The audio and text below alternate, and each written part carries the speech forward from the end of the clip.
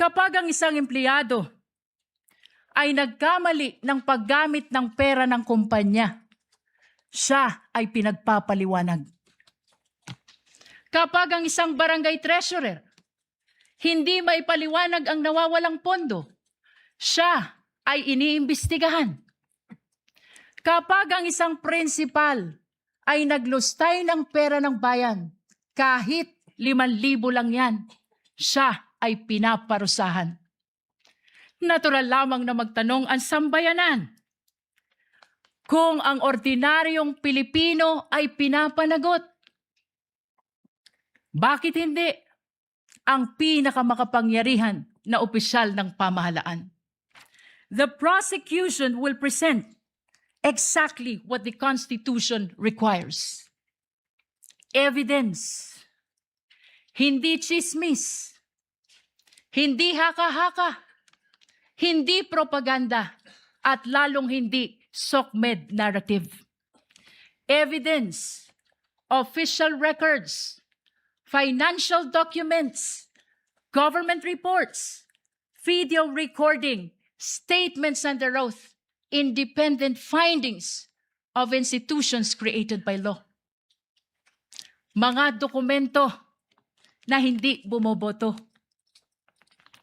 Mga records na walang partido. Mga katotohanan na walang kulay pampolitika.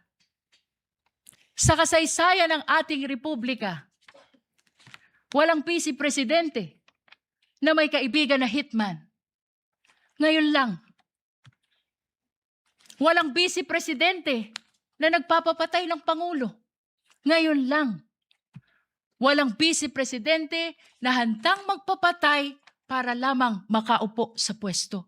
Ngayon lang. At matapos marinig ang mga saksi, matapos masuri ang mga dokumento, matapos matimbang lahat ng ebidensya, ang prosekusyon ay naniniwala at naninindigan. Isa lamang ang maliwanag na konklusyon. Ang tiwalang ipinagkaloob ay nilabag. Ang kapangyarihang ipinahiram ay inabuso. At ang konstitusyon mismo ang humihingi ng pananagutan.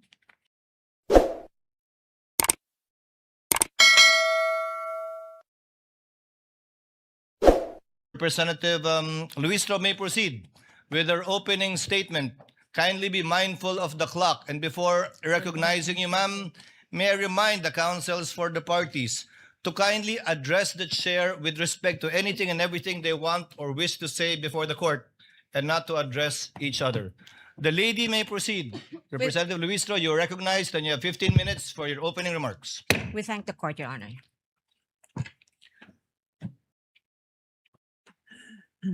Mr. Presiding Officer, the Honorable Cheese Escudero, the Honorable Senate President, Honorable Win Gatchalian, sa atin pong mga kagalang-galang na Senator Judges, mga minamahal na kababayan, sa loob ng bulwagan o sa labas man, mga nakatutok sa telebisyon, sa cellphone o sa radyo, saang sulok man ng mundo, kayo naroroon. Maraming Pilipino ang nagtatanong ngayon, bakit mahalaga ang paglilitis na ito? Ano ang kaugnayan nito sa buhay ng ordinaryong Pilipino? Lubos po naming nauunawaan ang mga tanong na yan. Sa katunayan, may isang driver na nagtatanong, paano sasapat ang kita sa pasada upang mapakain niya ang kanyang pamilya? May isang OFW na nagtatanong, hanggang kailan kailangan lumayo upang mapaaral niya ang kanyang mga anak? May isang guro na nagtatanong, paano pagkakasyahin ang kanyang sahod sa dami ng utang na hinuhulugan? May isang manggagawa na nagtatanong, hanggang kailan magtitiis sa pansamantalang trabaho? at kakarampot na sweldo. Sa unang tingin, maaring sabihin na malayo sa buhay nila ang paglilitis na ito. Ngunit hindi. Hindi po. Sapagkat ang usapin ngayon ay patungkol sa isang bagay na pag-aari nilang lahat. Ang kanilang pera, ang kanilang tiwala, ang kanilang karapatan na maningil ng pananagutan mula sa mga pinuno na kanilang pinagkatiwalaan. Kapag ang isang empleyado ay nagkamali ng paggamit ng pera ng kumpanya, siya ay pinagpapaliwanag. Kapag ang isang barangay treasurer hindi maipaliwanag ang nawawalang pondo, siya ay iniimbestigahan.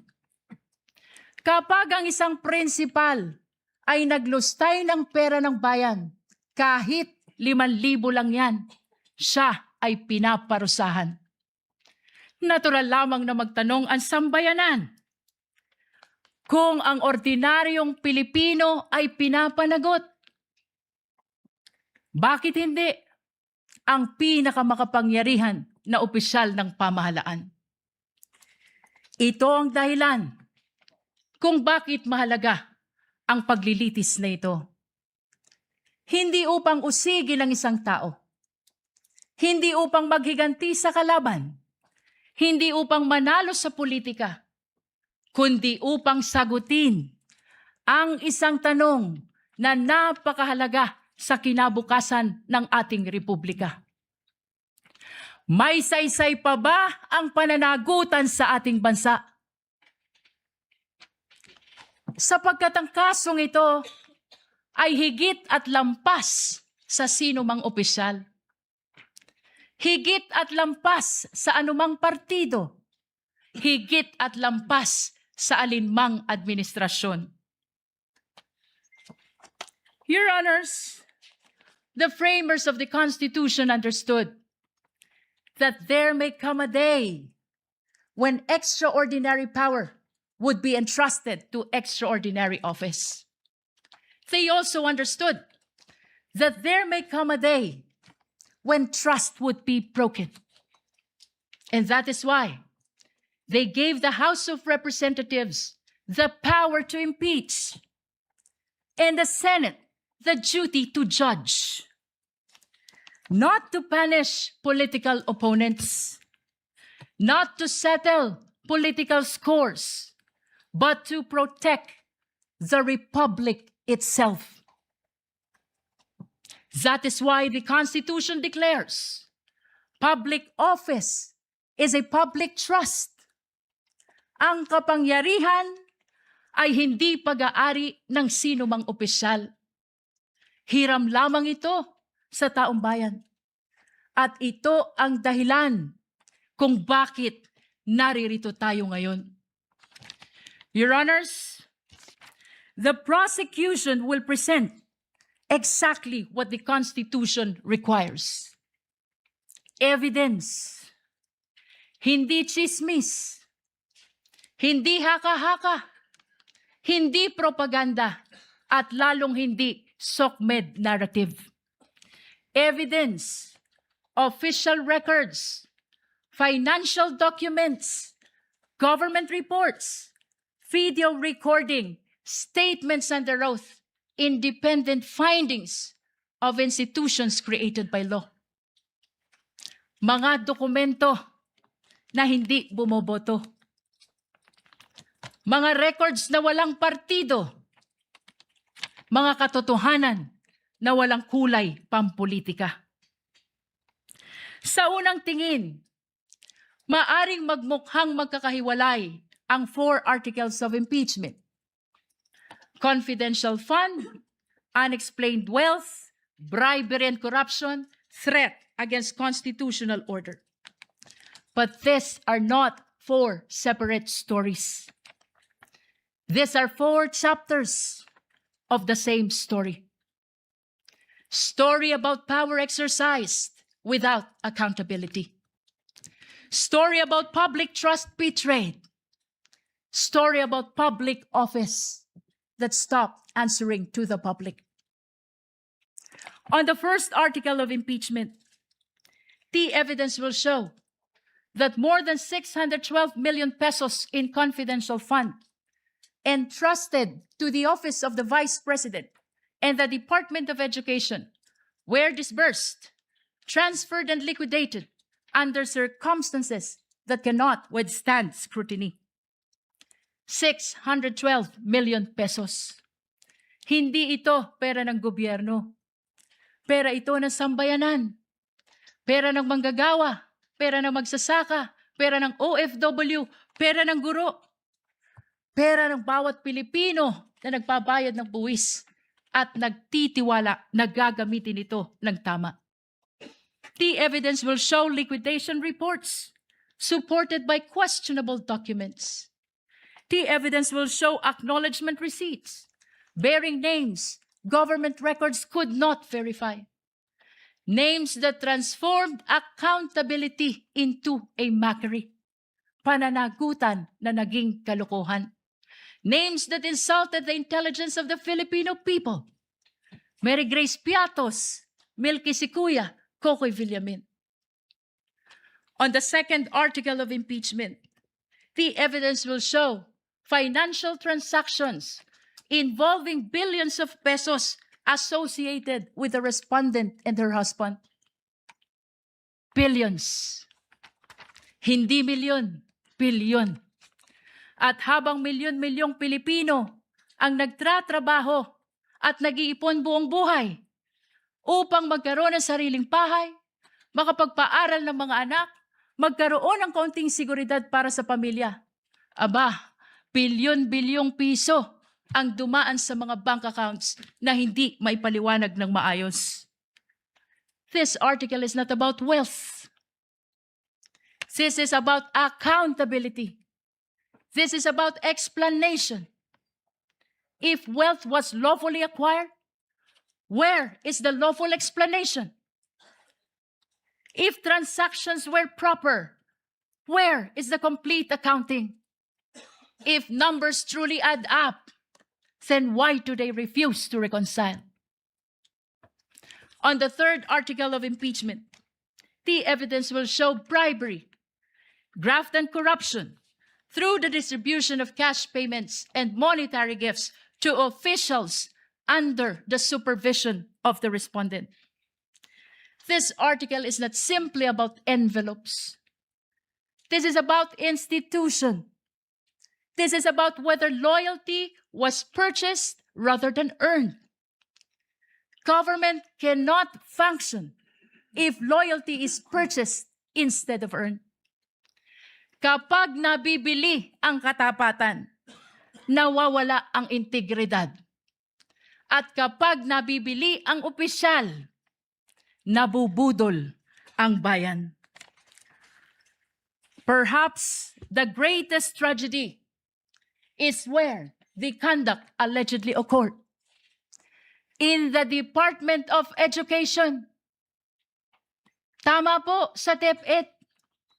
The institution entrusted with teaching future generations honesty, responsibility, integrity.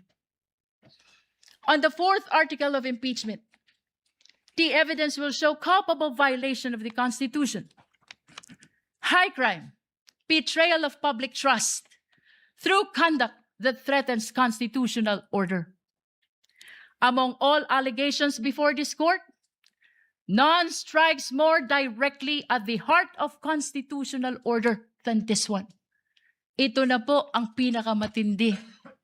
And unlike in many cases, which depends upon competing accounts, this evidence comes substantially from the respondent's own recorded public statements. The court will see them. The court will hear them. The court will judge them. Public officials may disagree. We may criticize one another. They may compete fiercely for power. That is democracy. But democracy ends when violence begins.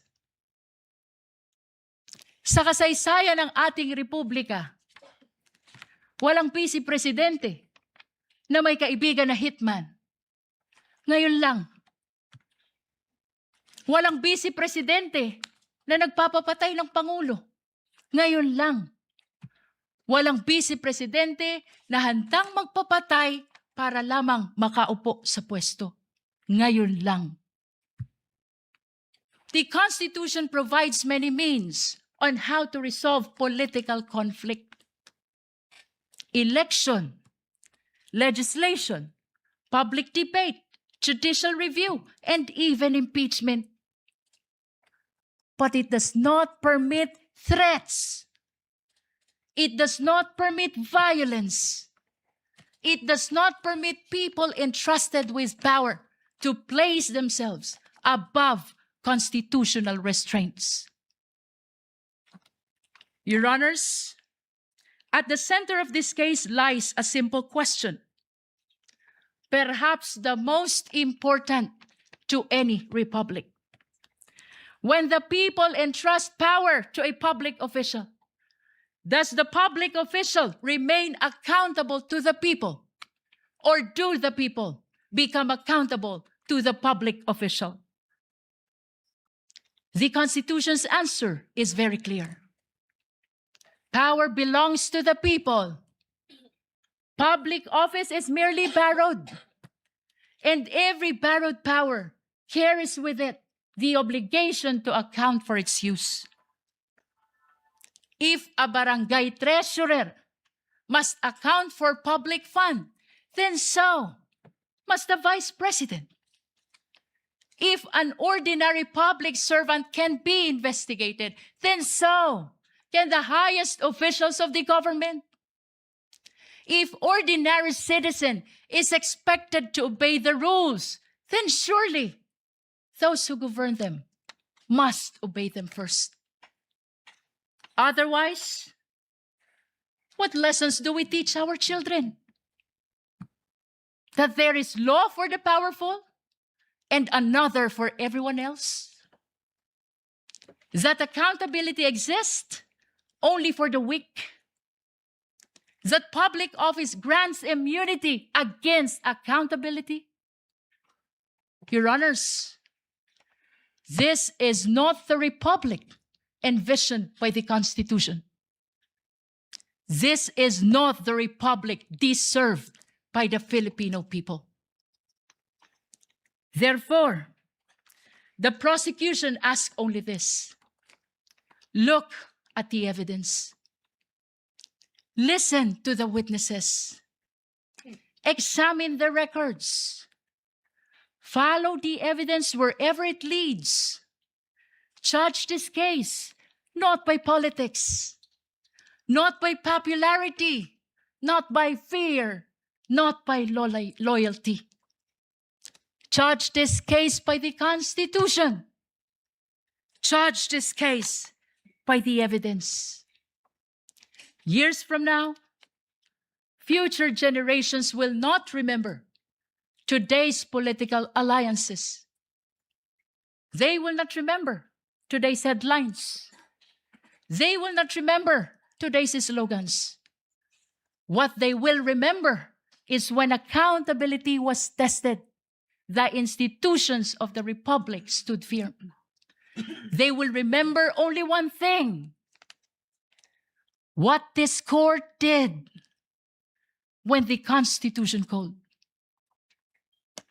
Future generations will not ask how powerful the respondent was. They will not ask how loud the political debate became. But they will ask one thing: when the Constitution called, did the Republic answer? Your Honors, this is that moment. This is the moment the Constitution anticipated. This is the moment when accountability must mean exactly what it says. This is the moment when public office must truly remain a public trust. This is the moment when the Republic must demonstrate that laws are applied equally to the powerful and the powerless alike. At matapos marinig ang mga saksi, matapos masuri ang mga dokumento, matapos matimbang lahat ng ebidensya, ang prosekusyon ay naniniwala at naninindigan. Isa lamang ang maliwanag na konklusyon. Ang tiwalang ipinagkaloob ay nilabag. Ang kapangyarihang ipinahiram ay inabuso. At ang konstitusyon mismo ang humihingi ng pananagutan. Amid the clarity of the mandate of the Constitution, political noise continues. Political squabbles continues. Political division continues. Please, let me conclude. Salus populi est suprema lex. The welfare of the people is the supreme law. Thank you, Your Honor. The opening remarks of the prosecution through the lead counsel is duly